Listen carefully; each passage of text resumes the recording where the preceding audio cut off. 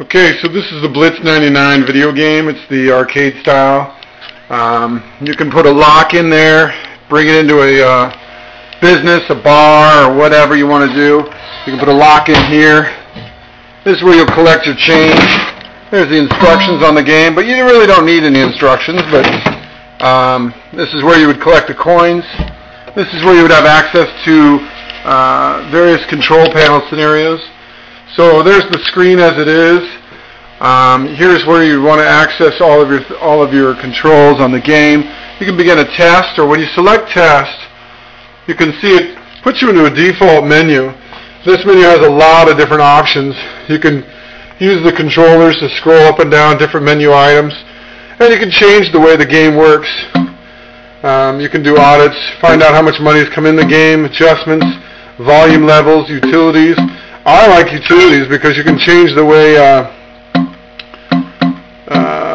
let's see, you can change the way the volume plays out. You can change, let's see, I don't want to do that yet.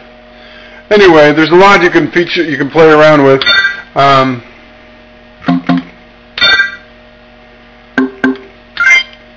You can give it free play. You can change the pricing so that it's different kinds of currency.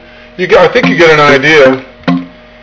It's a great game, and it's a lot of fun, and it's a 4-player game, so you can just imagine the competition that occurs when you leave this game sitting in a bar somewhere is you have one guy playing and against a friend of his, and they inevitably meet somebody there to have drinks, and they end up playing.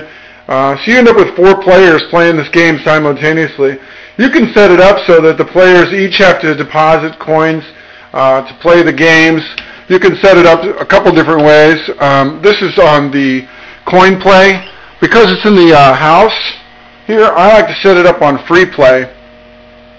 That way I can just play it over and over if I want. I'll show you here in just a second.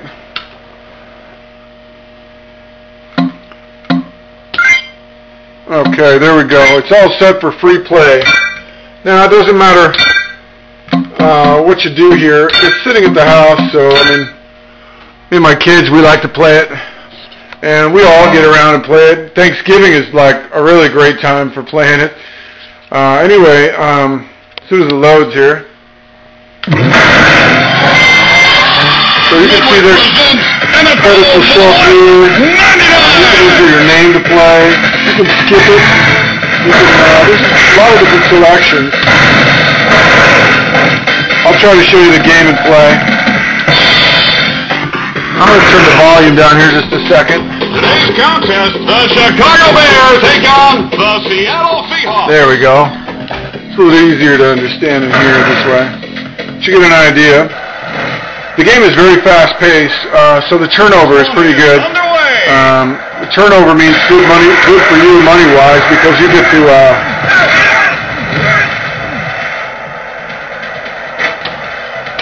it gives instructions how to choose the play, to rotate the plays, select them.